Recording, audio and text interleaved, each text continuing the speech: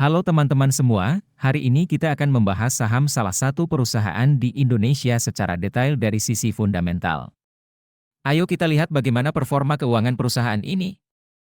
Berdasarkan data yang diberikan, pendapatan perusahaan dalam 1 tahun terakhir mengalami penurunan sebesar 12,5%, dari 24.232 miliar menjadi 21.538 miliar.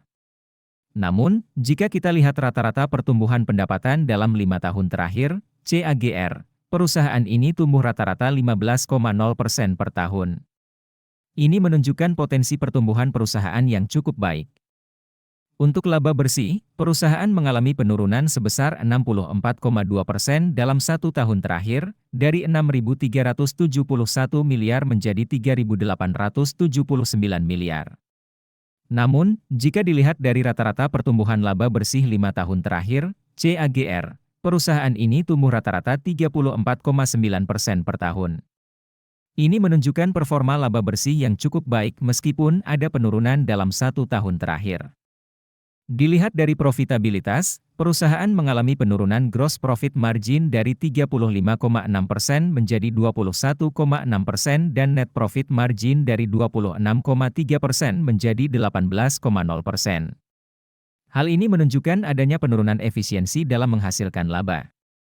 Selanjutnya, return on asset, ROA, perusahaan turun dari 16,6% menjadi 10,7%. Sedangkan return on equity, ROE, turun dari 54,4% menjadi 28,6%. Meskipun demikian, ROE perusahaan masih berada di atas 10%, yang menunjukkan performa yang baik. Dilihat dari debt to equity ratio, DER, perusahaan mengalami perbaikan dari 1,5 kali menjadi 1,3 kali. Ini menunjukkan struktur modal yang semakin sehat, meskipun masih berada sedikit di atas 1 kali. Jika kita lihat berdasarkan skor kerangka investasi fundamental ala Warren Buffett, perusahaan ini mendapatkan 5 poin dari total 6 poin. Ini menunjukkan bahwa perusahaan ini cukup menarik untuk diinvestasikan. Untuk melihat detail skor tersebut, kalian bisa download aplikasi investor yang linknya ada di deskripsi.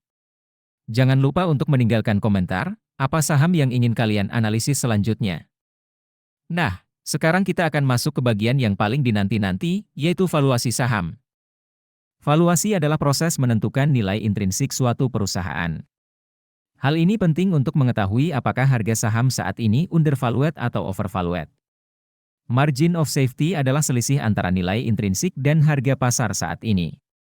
Semakin besar margin of safety, semakin aman investasi kita. Berdasarkan valuasi PBBN, nilai wajar, fair value, KBMM adalah Rp4.482, sementara harga saat ini adalah Rp3.360. Ini berarti margin of safety-nya sebesar 25,0%, yang cukup menarik. Sementara itu, berdasarkan valuasi PE-BEN, nilai wajar, fair value, KBMM adalah Rp8.365, dengan harga saat ini Rp3.360. Ini berarti margin of safety-nya sebesar 140,2%, yang sangat menarik. Nah, teman-teman semua, analisis ini hanya sebagai referensi. Keputusan akhir berada di tangan kalian. Lakukan penelitian dan analisis lebih lanjut sebelum memutuskan berinvestasi. Ingat, tanggung jawab atas setiap keputusan ada di tangan kalian sendiri. Semoga bermanfaat.